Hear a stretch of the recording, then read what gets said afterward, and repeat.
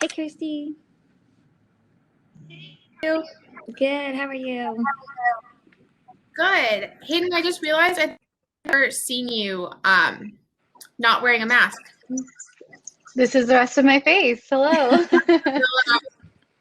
Hope not I to know disappoint. I have one lab mate where I've like seen their whole face in person once. And I'm like, wow, You weren't missing much, obviously. that's not true. It is a funny reality that we're in, that now we get to know people from just their eyes. Yeah, the amount of times that I've like not recognized someone that I like know well because I'm like, oh, I didn't even see you there. Yeah, or it's been even worse because I dyed my hair red like almost 2 weeks ago, and there have been a couple people that like I know well, but they like haven't recognized me, and I'm like, it's because I'm wearing a mask and my hair is red. Exactly. Like it's not helping. By the way, Kirstie, I'm sorry about this, but I'm going to have to leave right at 2 because I have a Yeah, meeting. that's totally just so okay. you know, it got scheduled kind of last minute, but yeah, I'm going to have to log out right at 2. That is totally fine. I have a list of questions I prepared, by the way. I suspect I won't get through all of them because I'm hoping the audience will ask questions after the first like 20 or 30 minutes. But if they don't, then I'm prepared to just keep rolling through my list. Sounds good. Sounds great. Are you going to call on us to ask questions, or should we just jump in when we have an answer? I like the latter one. Let's do that.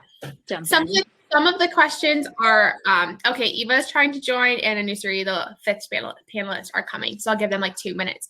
Some of the questions are like more specific. So obviously the question is about taking a gap year and you didn't take a gap year. I think both of you did actually. Then like you can just feel free to like skip over that one.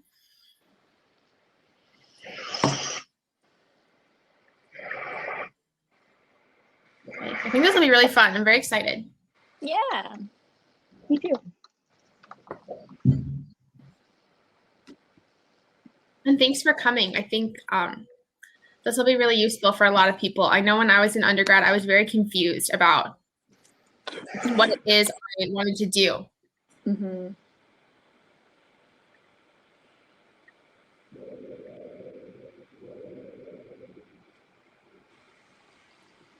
Oh, I think Eva's not on Chrome. Okay, before we get started, I think we have community guidelines for behavior during this and like a code of conduct. So I'll put them in the chat just to remind people. I think they're exercise consideration and respect in your speech and actions. And you can alert conference staff if you notice a dangerous situation, someone in distress, or violations of the code of conduct. So obviously just be nice to each other. Hey, Arpita. Hey, I'm sorry I'm late. That is okay. I think I will go ahead and give Eva and Anusri like 2 minutes. See if they get their screen shared, and then we can go ahead and get started. We can also start answering questions without them and give them a moment.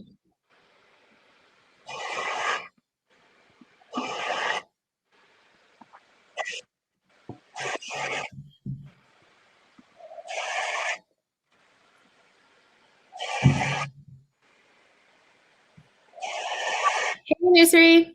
Hey, sorry I'm late. That is okay. That is totally fine. We're just waiting on Eva, and I will go ahead and give her like 1 more minute. Otherwise, we can just start without her and wait. Okay. Sounds good. She's setting up Chrome. She told me. Haha. Yeah, mine took a while to load. I heard you kind of speak earlier, and I was like, I'm here, but I'm not here yet. That's okay. Computer difficulties happen. My computer decided to cut out while I was hosting my department seminar in the last like 25 seconds. Luckily, the speaker that we invited just kind of figured it out and lucky. started talking because he realized I had cut out, and then I like didn't finish introducing him nice enough That's to just like, with it. And I was like, thank you. I very much appreciate that, because in the 1 minute I needed to talk, my computer decided it was time to leave the internet. That's always fun. By the way, it's kind of windy here. Are you picking up feedback, or does it sound okay? It's a tiny bit. It's not bad. Okay.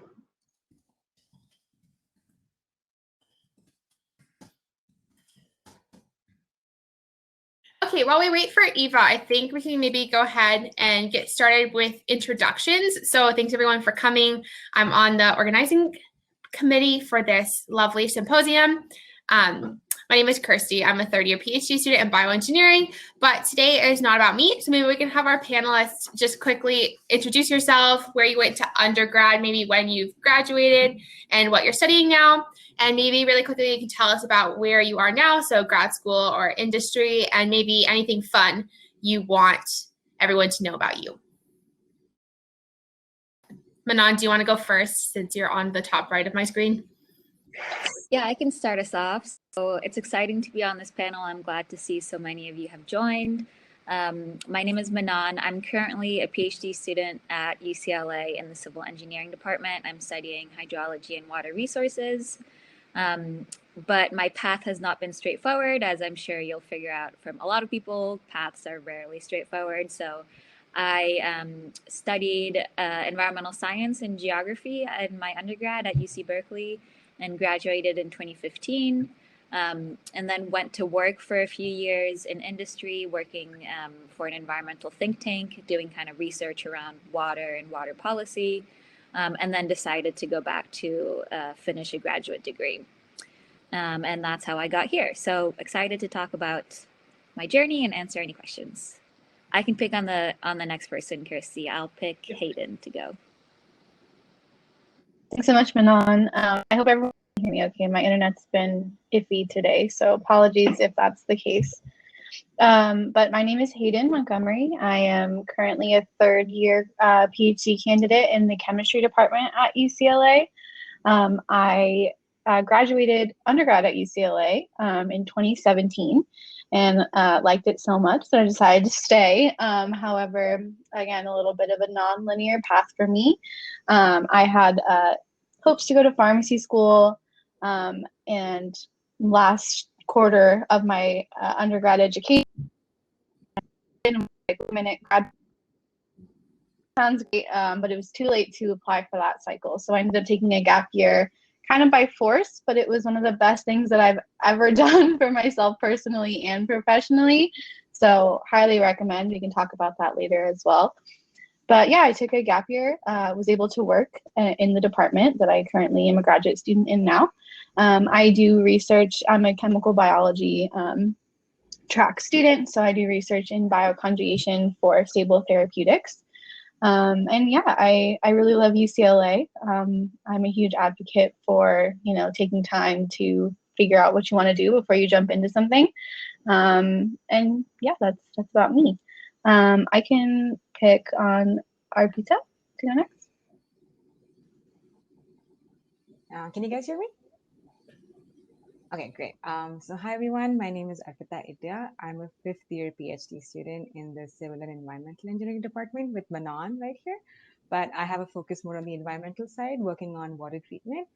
And then I finished my undergrad in India, and then I worked for a year in.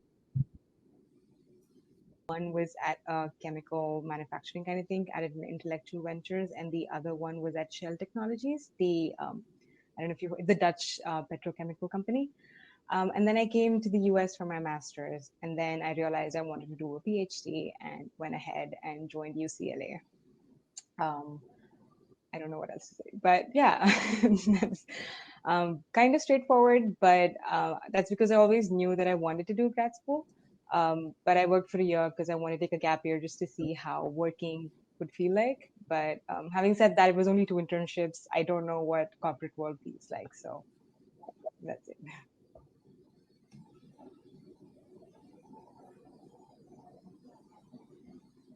Anusri, I think you're last. I'm sorry. Okay, perfect. All good. Yeah, I'm Anusri, or Anu, if that's easier. I also studied bioengineering at Berkeley with Kirstie, graduated 2018. I came into undergrad wanting to go straight into industry, and then at the end of undergrad, I kind of wanted to go to grad school, but not really. And now we're back in industry, and I love it. But I studied bioengineering, which was kind of in microfluidics, and that's basically where I work now. We do microfluidics at a genetic sequencing company, and that's kind of where I've been, kind of right in between straight engineering and a little more biochem. Amazing. Eva, you missed nothing. We're just introducing ourselves, where you went to undergrad, when you graduated, and what you're doing now. Perfect. Hi, everyone. My name is Eva. I am currently a product manager at Microsoft working on Microsoft Edge. I went to UCLA for bioengineering for my undergrad and graduated in 2018, and then got my master's in electrical engineering in 2019. While I was at UCLA for undergrad, I interned at the Apple Health Technologies team, working on the Apple Watch, working on kind of feasibility studies for the watch. And then after I graduated with my undergrad, I did a internship at Medtronic working on algorithms for the continuous glucose monitor. And then after that, did the master's. And then after that, now I'm a PM at Microsoft, and I've been working here for about a year and a half now. So that's me. Perfect. Okay, so I have a list of questions, so I'll start going through them, and then maybe after 20 or so minutes, I'll take questions from the audience. And just as a reminder for the audience, if you have a question, you can go ahead and put it in the Q&A panel that should be on the right next, if you tab over from the chat, and then I will go ahead and read them off as they come in. So I guess to start off, and I suspect the answer to this will be different from where you are now, but when you first started undergrad, what did you think you would be doing after undergrad? And maybe we'll just start with Manon. Yeah, so that's a good question. When I first started undergrad, first of all, I changed my major a couple times. I think people can relate to that. I wanted to do environmental economics when I first started, and then that shifted to geography and then environmental science, and then I ended up doing a double major. And I just really enjoyed school at that point. So I kind of thought I would go to graduate school because it was kind of a nice predefined path for me. However, when I did graduate and come to that point where I had to make a decision about where to apply for graduate school and what to study, I was really at a loss in terms of like what I wanted to study and like finding a reason and a motivation to study that. So I felt like I wasn't quite ready to start graduate school yet because I was just interested in so many topics and wasn't really sure what I wanted to focus on. So that's why I chose to work for a few years and kind of ponder my motivations and what I wanted to do long term. And I'm really, really happy I did that because I was able to graduate school with like a real focus and a real motivation. And you know, experience that not everyone in the PhD program have, who maybe have gone straight to graduate school from undergrad. So I think that experience has really helped set me apart and give me, you know, a different perspective on the research that I do day to day. Yeah. So, and then when I'm here now, I mean, the possibilities from here on out are also wide and varied, and I'm still not 100% sure what I want to do with the PhD. But yeah, that's probably another question. So I'll end there. Next, I kind of mentioned briefly in the intro, I went to UCLA for undergrad and wanted a pharmacy school pharmacist. When I first started undergrad, I had no idea what I wanted to do. I just knew that I really liked chemistry in high school, which I know is not a popular or necessarily common desire to study chemistry, especially organic chemistry. But as I went through undergrad, I kind of learned a little bit more about pharm school. Thought that was the path for me, and I actually ended up taking a prerequisite for pharm school my last quarter at UCLA just to get it out of the way so I could apply for pharm school. And I met my future mentor in that class. She was actually a TA. She said, you know what, like, I think you'd be good in doing research. Have you ever considered it? And I said, I never have, but heck, I'm at UCLA. Huge research institution, might as well try it. I know people really struggle to get lab positions, and this is really lucky. Like, I'm just going to do it. Probably nothing will come of it. Turns out it did. I loved it. I fell in love with it. I would love to say that my process was as thoughtful as Manon kind of explained hers to be. It was kind of a whirlwind. I was like, okay, I guess I'm going to grad school. Guess I have to apply now. Oh, it's too late. Okay, I guess I'm applying next cycle. What am I going to do to like live for the next year? Luckily enough, I was able to get a position actually in this. So I don't have industry experience from I think nonetheless, I took that year to grow a lot and learn a lot. And I think it really helped when I started grad school. My expectations for grad school were, I think, a lot more realistic than they would have been if I had just jumped straight in from undergrad. Yeah, I think that's probably all for that question. I can go next. Oops. So I remember when I started undergrad, I had no idea what I wanted to do with my life or even with my degree in general. I had started chemical engineering, and in the first year of undergrad, you basically learn all courses, so it wasn't anything specific. And I just had this dream of just starting work because I had seen so much of friends growing up that I just wanted to work and have this great life, and probably towards the end of my graduation is when I realized that I actually liked learning the subjects that I'm learning. And then when I took the gap year and worked in the industry, I realized how repetitive things can get, and that actually solidified my resolve to want to go to grad school, because I realized that I used to go and work, and even if I'm like doing experiments or like making chemicals for someone, it's just a recipe that I'm following.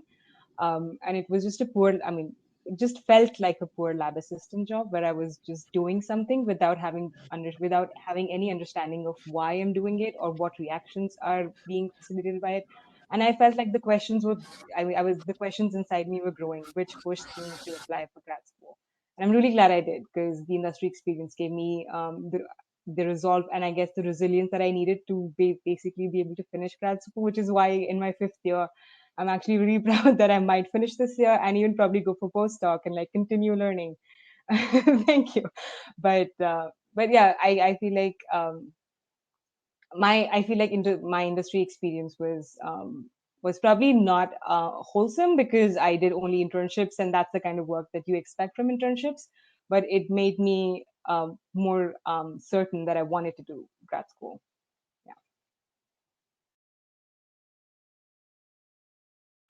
I also started off in undergrad. I think I applied bioengineering because I liked calc and bio in high school, and I wasn't really expecting that to translate to a major. I was kind of just like, I'll pick this, figure it out later. And then I got to Cal, ended up falling in love with it, and kind of stayed in the field.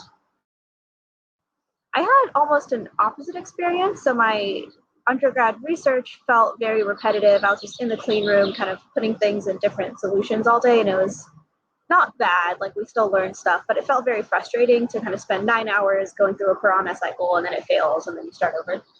And then my internship, I interned at a startup, and so that was kind of more autonomy than I normally would have gotten at that age, but I fell in love with the way things just move faster in industry, and you have more resources, more time, more money. I can buy nicer tools, things like that. And then kind of went to industry that way. I work in engineering. I think early undergrad, I wanted to do research in industry was what I called it, but I think R&D roles in industry is kind of where I ended up now.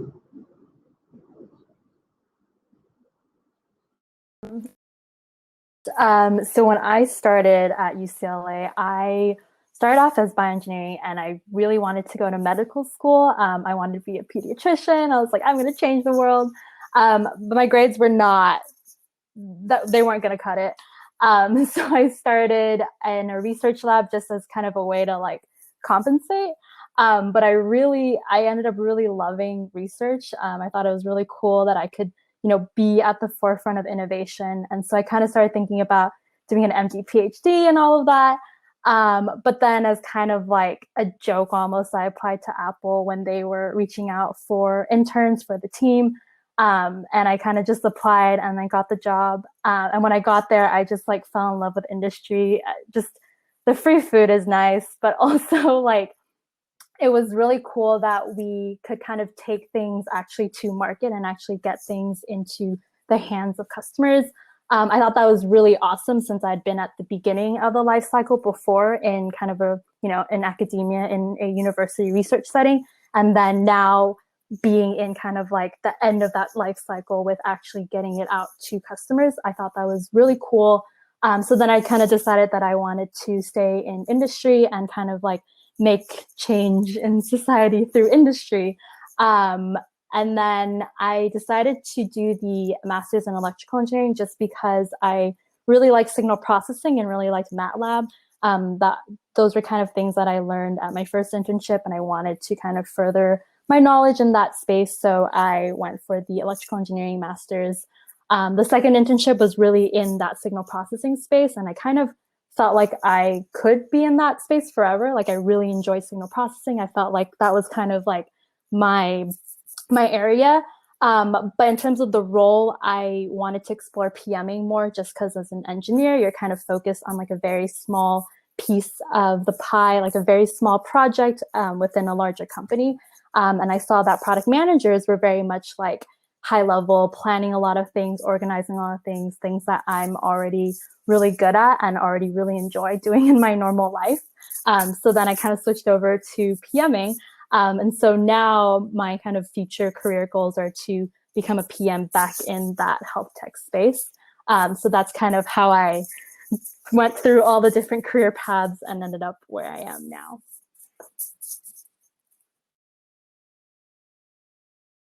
Amazing. I think for undergraduate students, it's really maybe reassuring to hear that people don't just like wake up and start undergrad knowing what they want to do. I know when I was an undergrad, I was very lost and confused.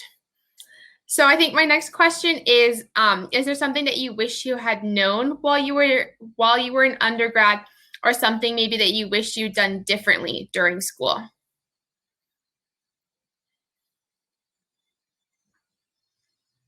I have a lot of regrets. So I did my undergrad. I started my undergrad in 2009, and that was the time of the first recession, like the first recession in 2008 in our lifetime. The market was pretty bad, and I mean, not that it affected me directly, but one of the things that I feel that my undergrad lacked and I should have done better was coding, just like learning MATLAB or Python or literally anything. Because I learned that towards the end of my towards the in the final year of my undergrad, and I feel like I missed out on a lot of things because it's not just for computer science majors; it's for everyone. So I know you. I mean, I used to hate coding, and I understand if you do, but just spending the time and resource to learn that helps you a lot, no matter what field you go into. Even if you go to grad school or don't, it's still going to be super helpful. So finding that love-hate relationship with coding would be if I wish somebody had told me that. I can think of more while somebody else answers. I can go. I mean, I have some that are pretty specific. I don't know. This is, I guess, really tailored for the undergrad population. I regret not taking advantage. This is, again, sounds simple, but taking advantage of office hours. I didn't do until much later in my undergrad career. And that helps not only, obviously, like it helps you to learn the material better, but I think more than that, you actually build relationships more with your professors, especially when you're at somewhere like UCLA where those classes are like 300 people. You're not going to have a relationship on like a even last name basis with your professors. And that's not necessarily realistic for every class, but I do think, especially in my gap year, realizing how helpful it was to like kind of knew me and we, that was invaluable. Like I would have completely lost without that. And I think I could have had more of that had I started that a little bit sooner. Again, kind of sounds dumb, but just take advantage of the people that are at your universities because they are probably leaders in the field. And whether or not you work directly for them, whether or not, it's just good to know them and have them in your back pocket for really anything, job, grad school, anything. One thing I'll say that I kind of opposite of regret, something I really enjoyed and kind of changed the trajectory of my undergrad. My first year, I was very lost and confused, and it was like very much like I came from a big fish, small pond kind of situation, and I was thrown into the ocean at UCLA. I was very lost, and I actually joined a sorority, Phi Sigma Rho, which is a social sorority for women in STEM, hard science and engineering. And just, I think that became a community for me that just literally changed my trajectory of school in general. I'm not saying you need to join a specific organization, but finding any kind of community, I think, is so helpful in support, in guidance, just somewhere to cry if you need to, somewhere to do homework together. That completely changed for me. I want to reiterate all of Hayden's points about going to office hours and meeting your professors, building those connections, because I think there's a lot of emphasis on undergrad in terms of grades and classes and academics. But ultimately, that's only a small fraction of what you're going to take away from undergrad. And really, what I think is the more important part is the human connections and the network. And just like meeting professors, meeting TAs, meeting research scientists, just like going to lunch with them or going to coffee. These people want human connection. They like talking to students as well. That's part of their job, and that's part of why they went into academia. So they're more than happy to connect with you, and you never know how that relationship can help you in the future. I mean, for me, I got my job offer from presenting my research at like a seminar thing, and then one of my friends recommended me to someone she knew was looking for a job. So just making those connections, you never know where they're gonna be useful. And university is a really unique place where there's so many people who are open to conversation and intellectual debate and all sorts of things, that it would have been a huge regret of mine if I hadn't capitalized on that opportunity. And just not be afraid to put yourself out there and try things. Like it's a very safe environment, and as a student, if you fail, there's no real consequences yet. Like you can just try things, and then be safe. So yeah, just don't be afraid, make those connections, fail, so get back up again and try again. I also want to second the whole community aspect of it. I think a lot of what I needed to know in undergrad was that it's okay not to know what's going on. It's okay to make mistakes and kind of mess up. And the way I learned that is with other peers. I think upperclassmen or friendships, relationships with upperclassmen, whether that's through for me, it was student orgs on campus, but it could be through lab, through Greek life, whatever, was a very underrated source of advice for people to say, hey, I went through that a year ago and I'm still alive and you'll be okay, kind of thing. Something I wish I was more aware of is being more comfortable with asking for help. I think a lot of us, to get to the point in life that we are now, you're really good at kind of being independent and figuring things out and kind of relying on yourself. But hyper-independence is sort of almost fake. Like we're meant to help each other and ask for help for other people. And so I definitely recommend leaning on your community, leaning on the administration. Something that's very specific to me, but maybe it'll help someone in the audience too, is I had a chronic illness I was diagnosed halfway through undergrad, and then I, for whatever reason, didn't want to use disability services. I just talked to all my professors one-on-one to get extensions on things if I needed them. And that was a lot of energy that I didn't need to do. I would have been much better if I just went to disability services and said, hey, I need flexible deadlines and recorded lectures or something, whatever. And they'll work it out for you, and it would have been much better. There's definitely classes that I dropped because I thought the workload wasn't manageable with my symptoms, and I absolutely could have managed it if I'd asked for more help. It looks like, oh, Eva, go ahead. For me, I think this is very industry specific, but I definitely regret not utilizing more of the university recruiting, especially when you're an undergrad. Like companies want to hire you, like they really want UCLA students or whatever university you're from. They have recruiters that are specific for like each school. They really know the school, they really know the curriculums and things like that. And I didn't really take advantage of that. I kind of just went for like the free food. You can see food is like a theme in my life. But I noticed that like a lot of students don't utilize the university recruiting sessions whether it be through the clubs or through the career center, or even just like checking your email for the job postings. And like my first internship was just through an email that they sent out to the bioengineering department. My second was Medtronic was having a recruiting session on campus.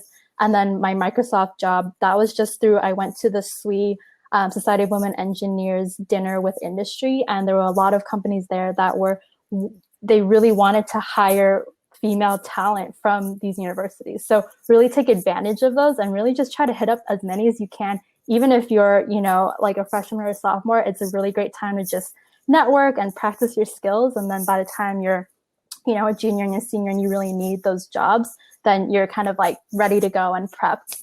And then the second thing I wanted to share, it's not really much of a regret, but I always try to tell undergrads, like, really enjoy the time that you have in undergrad and really have fun. Like, this is 4 years of your life that you're in a safe space. You can make mistakes. You're meeting probably friends that you're going to have for the rest of your life. Go out and have fun with them. Like, really enjoy those 4 years. When I was interning, all of my coworkers were like 20-something-year-olds, and they were like, oh my gosh, like, you're so lucky you're still in college. Like, I wish I could be back in college. Like, I would have done so many more like fun things, because now I just regret it all. So that kind of mindset really helped me my senior year to just really prioritize like enjoying the time that I had left at school with my friends. Oh, I know it's hard in a pandemic, but when things get a little better and you can be with your friends on campus, really enjoy that time. It looks like we have a question in the Q&A for Eva. So congrats, Eva, you're very popular.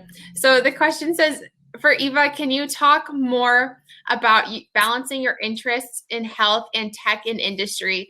This person says, I have a similar background in biology and computer science and have trouble deciding what jobs to apply for my given skill set. Yeah, so I'll talk a bit about my experience. My first two internships were very health medical space, and very much aligned with like my research as well as what I studied in undergrad. But the job I'm in right now, like I don't know how to code. Half the time I'm asking the engineers, like, what does this mean? And it was really just because when I was looking for full-time jobs, I reached out to the two teams that I was on, but both of them said that they could hire me as an engineer, but not as a PM. Like, I would need 5 years of experience to be a PM. And just from those two companies, I was like, oh, I guess to be a PM in health, you have to have 5 years of experience. I don't know if that's true. I didn't actually check. Like, I just was super lazy. I had an offer from Microsoft to be a PM, and I was like, I'll just take that. Like, I'm too tired and too burnt out to interview anymore. So I didn't actually look into seeing if I could be a PM in health.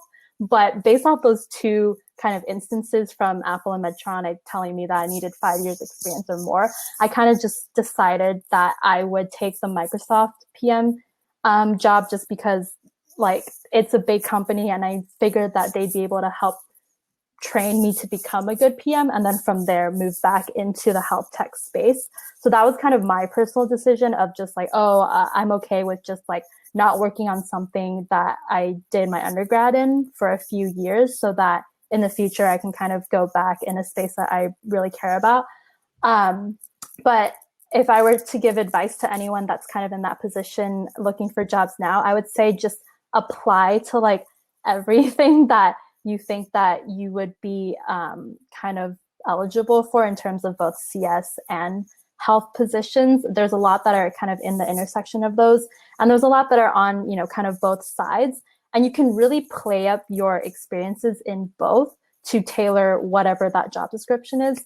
Also, another statistic that I hear is that like I don't know the exact numbers, but like men are way more likely to see a job description that they only fit like 20% of the things for and apply. Whereas women are like, oh, I only fit like 80%. I don't know if I should apply or not. Like, if you even see one bullet that you are qualified for, just apply for it, because that's what Chad's doing. So you should do it too.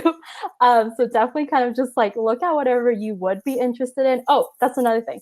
If you're, even if you're not qualified, or they don't, like they might have a job listing for someone that's like a senior level or something, definitely go out and reach out to them and just say like, hey, I'm interested in learning more about the team and the position and how I can kind of prepare now for something like that in the future. I did that with a few health teams at Microsoft, and they were all kind of like, oh, that's awesome. Like, you're kind of on the lower level right now for your role, but in the future, if things open up, we'll keep you in mind. So kind of just like networking now and kind of getting that network of future employers that might want to employ you in the future. But definitely just first job, just like, it's not a huge deal if you don't get exactly what you want. Just kind of like, just go for things and, pick what seems best for you in the moment.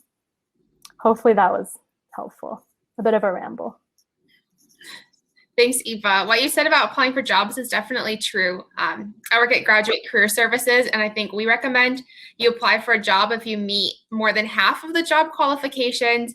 But it is definitely true that men, even if they meet 0 and in their brain they think that they meet them, will apply. But statistically, like, you'll get job applications from men when they meet like 20%, and then women will meet like 9 out of 10 and decide that they're not qualified. So wise words. Yeah, I wanted to that. Go ahead. No, go ahead. I wanted to also echo that. I actually didn't meet so my current role, I applied as an intern and I converted to full-time. And can you hear me? There's a plane overhead. Okay, I'll go back. Tell the plane passes. Hold on. The struggles of working during COVID. I know I don't have an office, so you all can enjoy all of my jackets in my apartment.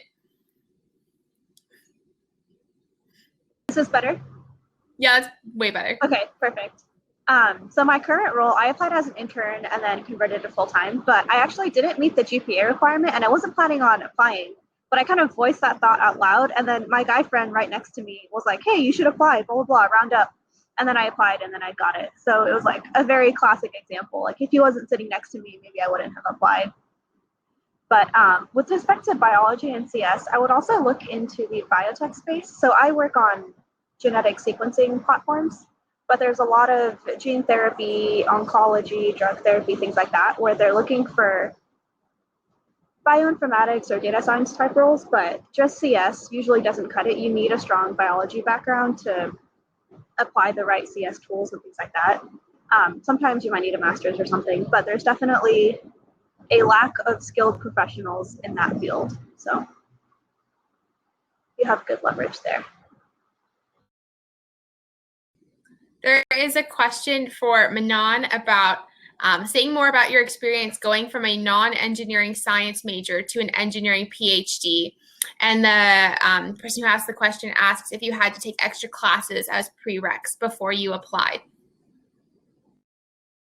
Yeah, that's a good question because it can seem intimidating to think about switching fields, but it happens way more often than you would expect. And the reality is with graduate school, classes are so specialized anyways that all those general prereqs that you have to do in undergrad, not all of them are relevant to an advanced degree anyways. So yes, I did have to take some prereqs. I took 3 prereqs over the summer before starting my PhD at like a local community college.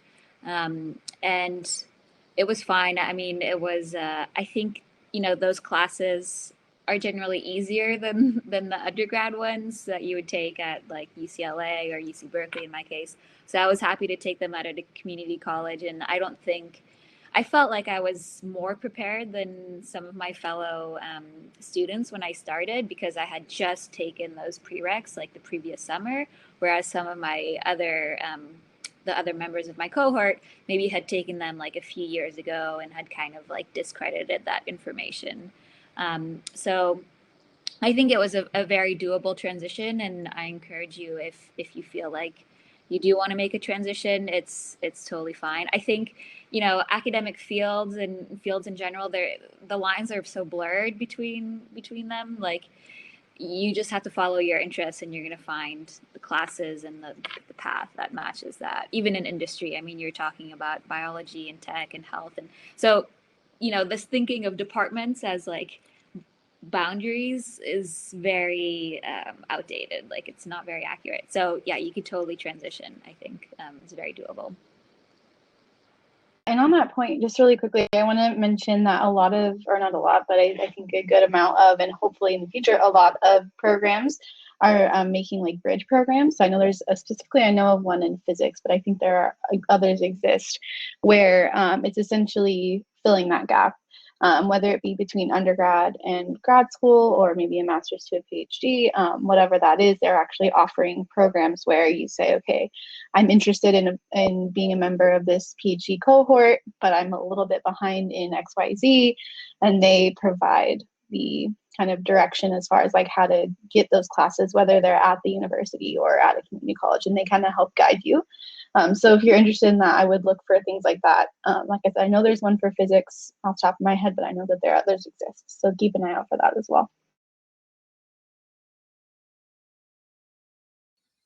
I can ask the next question, and maybe I'll ask Arpita first, since I know she's done a bachelor's, a master's, and a PhD. But how has grad school been different from undergrad, both in terms of like maybe your general experience, but also in terms of like research, and have you stayed in the same avenue, or have your interests changed as you've kind of kept going? That's a very, I'm going to ask you to repeat the questions as I go one by one, but sorry. But yeah, grad school is very different from, I was not expecting grad school to hit me like a train when it did. Because Eva said, I was enjoying my undergrad. I was having fun. I was I was hanging out with my friends, and I think I was giving more priority to that. So when I came to grad, and I was doing fairly well too.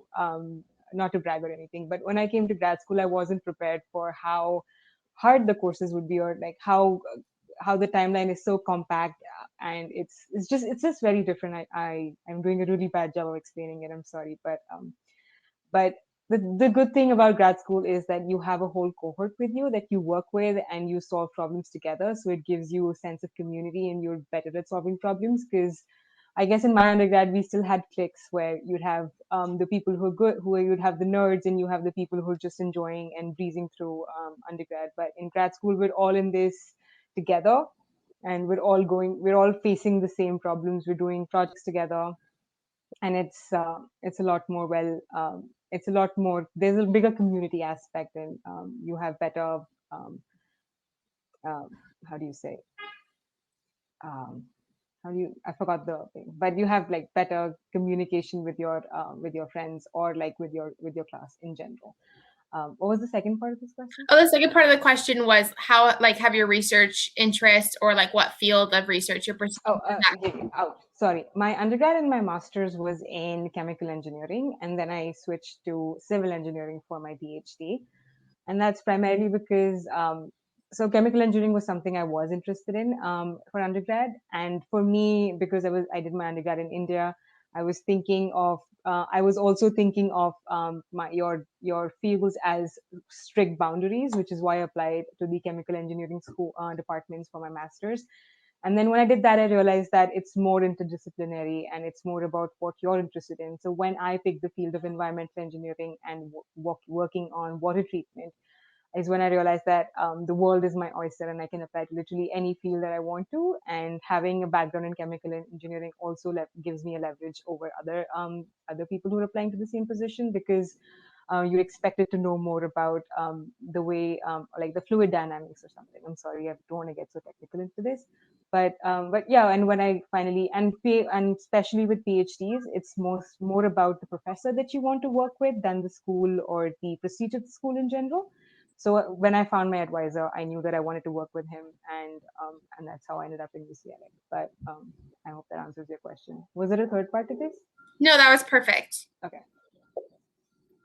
We have another question. I guess before I read it, I'll just encourage people to use the Q&A part on Hopin. Otherwise, I'll ask more questions, but we have two still. There's a question for our folks in industry. It says, in general, when applying to industry, how important is networking with professionals at the company to get hired? And I guess I will preface this with, I think that this is very important maybe for women to learn about networking opportunities, because I think maybe women don't do this as often as men. So I'm curious to hear everyone's experiences. I can go ahead and start. So I think networking depends on how big the company is. I'll start with large companies. If it's a large company, if you like randomly reach out to people that work at the company, chances are like they're not working on the team that you're interested in. And so it's probably a lost cause. Like it's probably like, it's good to network just to like have mentors and kind of people in your network. But if you are like very specifically looking for a job, a certain position on a certain team, you need to make sure that you're networking with that team. Also, sometimes are recruiting for like the whole company, so they might not be as knowledgeable about the specific team you're interested in. So if you can find like on LinkedIn or other places, specifically the team that you're interested in, especially the hiring manager, that is going to be your best bet. So with that being said, I've never done that. Like I suck at networking. I don't like it. I don't like talking to someone with like the intent of like trying to find a job. Like it's just really hard for me. So for large companies, I would actually really just try to recommend like going through the different recruiting events and having like a really good resume. There's a lot of tips online about like how to get your resume through like the different robots that see through them. When you're talking at recruiting events, like just really be yourself, put on a big smile, like, show off your personality and kind of talk to the recruiter, because your first step is really just like getting that interview. Once you get the interview, then I really recommend, like, the biggest piece of advice I have for folks when they interview is like, just be yourself and show your personality, because chances are like you're not going to meet all of the job qualifications, but no one else is either. And at that point, the interviewers are really interviewing for like another coworker, and they spend like 8 hours a day with these coworkers, right? Like you want to be friends with your coworkers. So most of the time, like when I talk to coworkers that are interviewing people, they're like, I'm really looking for a friend. Like I'm looking for someone that I could see myself enjoy spending time with. So that's kind of like my biggest piece of advice is like, try your best to get into the interview. Once you're in the interview, just be yourself, like show that you are a nice person and that you're fun and that you can be friends with them.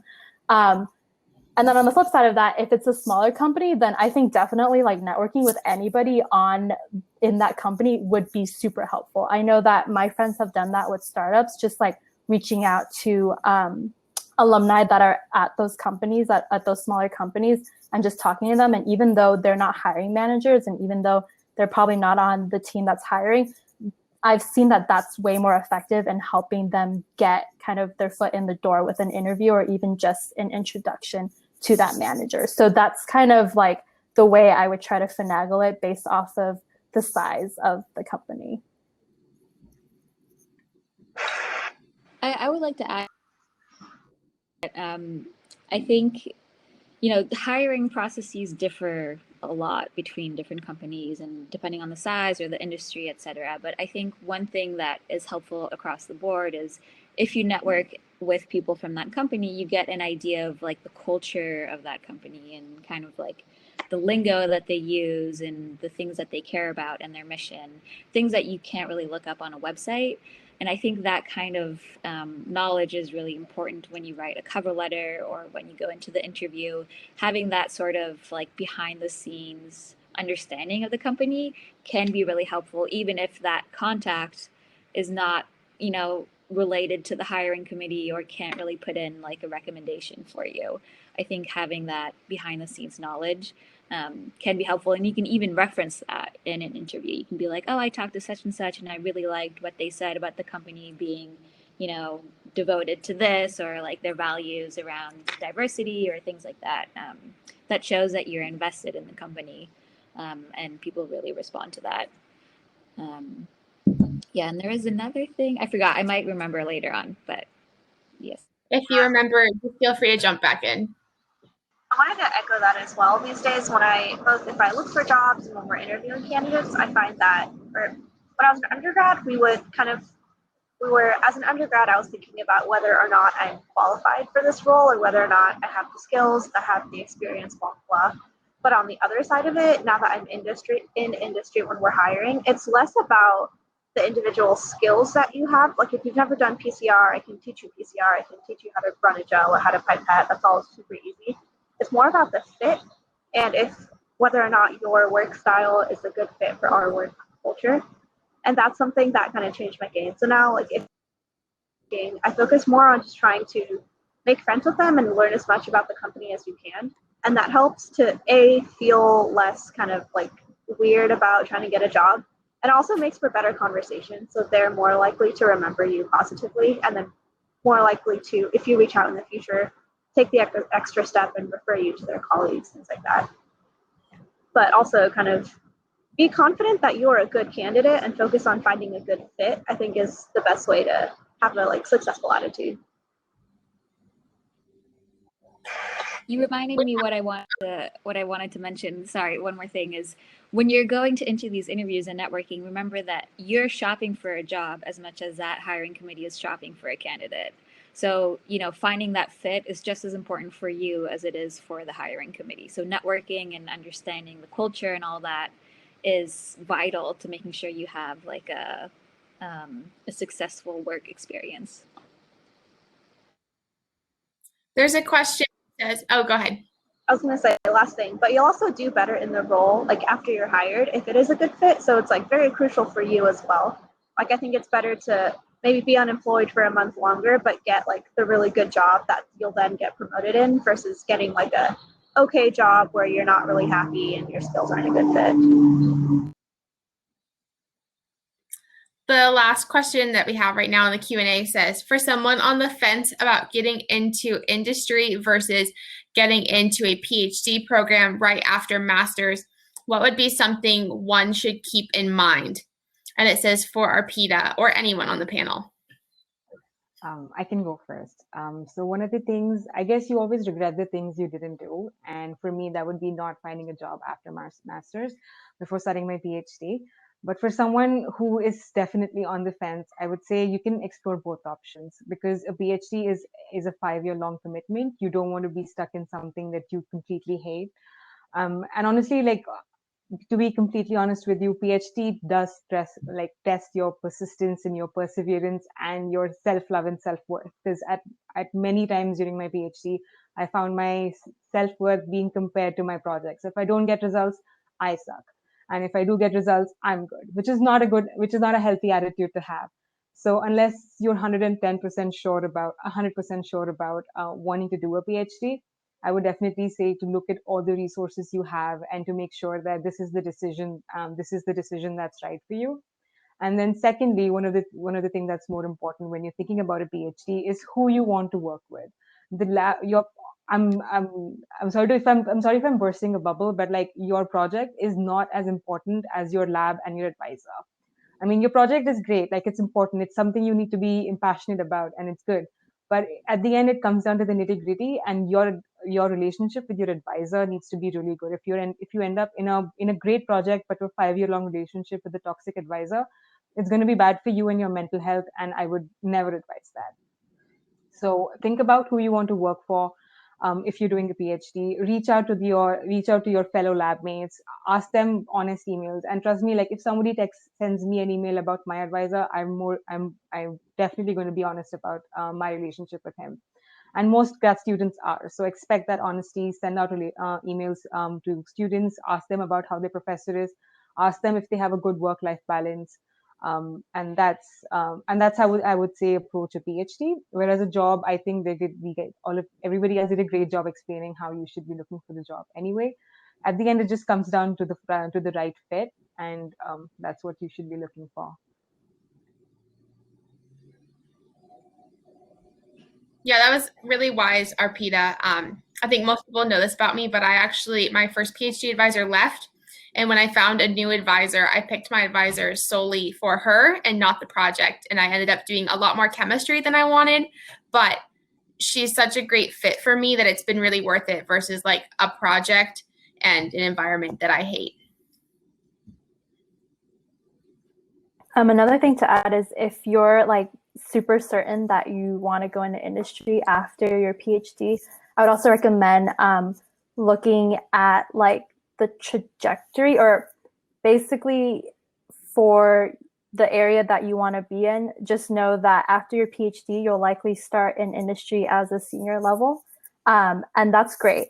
But you should also consider if you were to start now as an engineer or scientist one, how long would it take you to get to senior level? That was kind of what helped me when I was really into signal processing. I kind of talked to my coworkers, and they, some of them had PhDs and started off as a senior. Some of them started off after bachelor's. Some of them started after master's. And it sounded like going from at least an algorithms engineer 1 to senior was going to take around 3 years.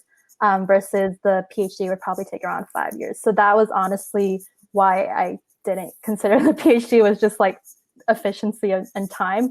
But I do know that that could probably differ for each area that you're in. And that's also very specific to if you 100% know for sure that after the PhD that you want to go in the industry, just know that you'll probably start off at around a senior level. Yeah, that's a great point. And I think that's something that for me in chemistry, it was kind of like, okay, I can start with my BS and get to a senior level in 5 years, or do a PhD in 5 years. And that obviously is dependent also on the amount of money that you make in that time for a lot of people, right? Luckily, the chemistry department at UCLA pays like a pretty reasonable living wage, whereas I know some programs you have to pay for. So that's another thing to consider, obviously, is just like money. How you're going to take loans, will that be compensated in the job? If that isn't a factor, and if, like in my case, I probably would make as much as I make now, I think community to, like I think people have said before on this panel, like learn how to think, and that's something that I'm really appreciative that I'm doing now, because I think that was something I lacked a little bit before. You know, you're thinking through things at a higher level, having all this knowledge, just something to think about. But yeah, monetarily is also something to consider.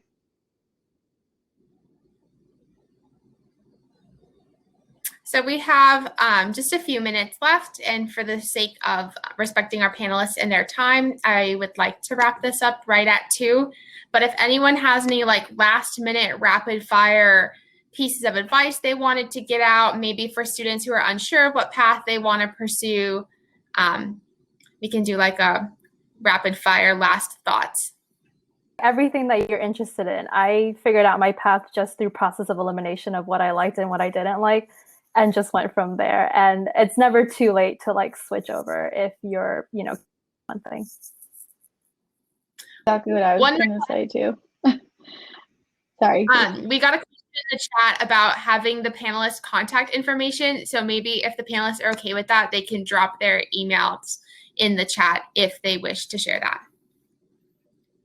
Yeah, just going off what Eva said, I think I would try everything, and even stuff that you like think you won't like, even if it doesn't like take you too far off your path, just like see if you like it. Because like PhD in my life, and I was gonna be a pharmacist, and then I did research for a quarter, and here we are. So I just like, even if it's not something you've considered, don't be afraid to like branch out and try new things. I would say that things aren't as permanent as they seem in undergrad. You can totally do a PhD and leave. You can go to industry and leave. You can get a master's and maybe not leave because you spent a lot of money, but it'd be 2 years. Like 2 years is not going to make or break your life. I would echo that and say, like, don't feel rushed to make any permanent decision. Like, you know, your life is long, and you can do many different things in your life, and you can change, and you can, you know, you can't predict what you'll want to do even in 2 years. So don't be rushed, and don't feel like you have to make a permanent decision because right now, and don't compare yourself to other people, because you don't know what's going on in their life. They don't know what's going on in your life. Just stick to your path, and don't worry about what other people are doing. I'd echo what Manan says. Don't compare yourself to others, and it's okay if you still do not have any idea what you want to be doing next. Just spend some time, just mull over what all the points we discussed, and I'm sure you'll be fine.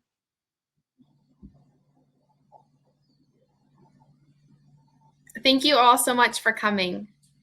I was very happy to hear all of your thoughts and insights, and I hope that our audience learned a lot as well.